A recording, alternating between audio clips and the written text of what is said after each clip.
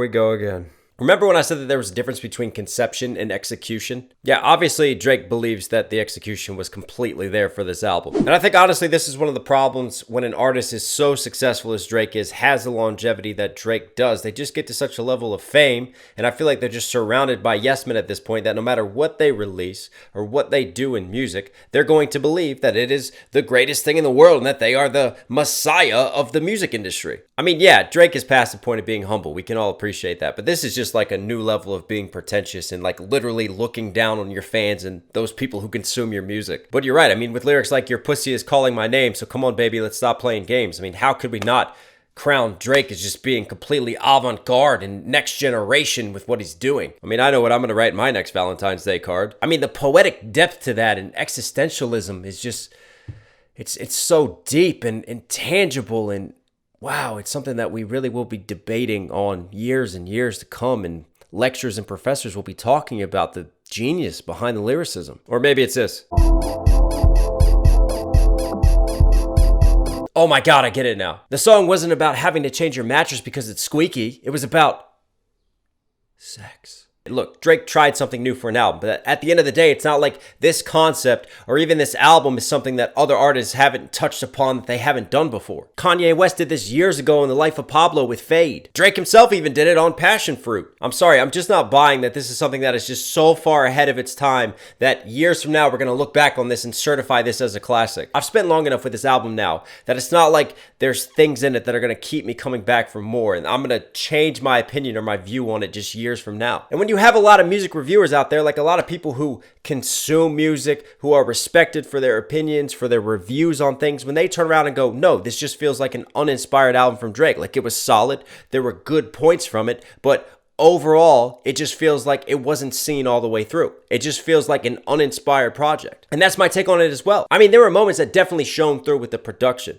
And there were moments throughout this album when I'm like, okay, yeah, this could go somewhere. Like, this is a good concept. And then you just have the same auto-tune dripped chord progression sung by Drake with just lyrics that don't really take you anywhere or contribute to the song. You have songs that just last for too long with the same loops, and you don't do enough for me. And actually, it's funny because right now in the present day, you have a great pivot point and a great comparison point. I mean, Beyonce just did the same thing. Are there scores of fans and people that are out there slating and saying that they don't get Break My Soul? No, it's being celebrated. You know, she pays homage to Big Freedia. She pays homage to Robin S. She does some great sampling with it. You know, she's come out with a hit and has shown what you can do when you fuse R&B with club, hip hop with the house sounds. So why are we not doing the same with Drake's album? You know, it's easy. I could just sit here and celebrate Drake's album, and I could have all the Drake stans come onto the page, and I could grow because I would be validating their opinions and supporting their artists. And at the end of the day, I'm a Drake fan myself. I mean, all you have to do is go watch my Churchill Downs reaction, the way that I broke down Drake's verse, how much I appreciated that, but that's when Drake takes time and puts thought into what he's doing. Drake is a dope artist. Drake knows how to make hits. Drake is a very successful creator. But that doesn't mean that anything that he creates is automatically next level savant status. And honestly, I wasn't even going to make another video on this. But when Drake posts that IG video and just starts acting so ignorant, like he's just above everyone else, and that everyone else's opinion who critiqued him, who says that the album is lackluster, they're totally invalidated. Y'all don't get it. Y'all gonna catch up. Don't worry. I mean, you've got your song playing in the background, and no offense, but I can hear every single word you're saying, like crystal clear. If your song was really banging and really meant for the club, we should be yelling at each other. I shouldn't be able to understand a single word you're saying. We should be like communicating in hand language just to try to figure out what the fuck is going on. And I really do think that success is Drake's worst enemy at this point in time, because as artists, we should never stop evolving.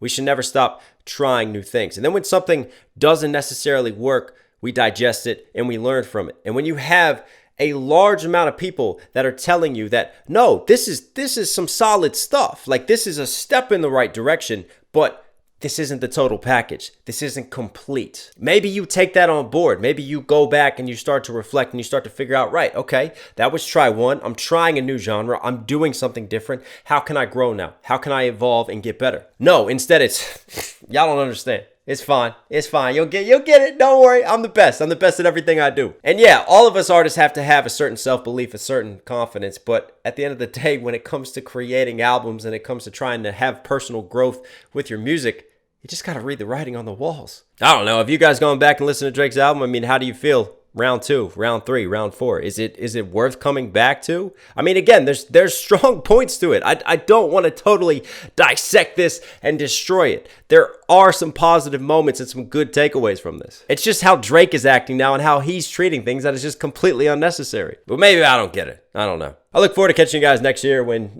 Drake decides to cross over and, I don't know, rock and roll featuring DJ Bedsprings, Break the Frame Part 2, lyricism like mosh pit inside that pussy. We can't wait.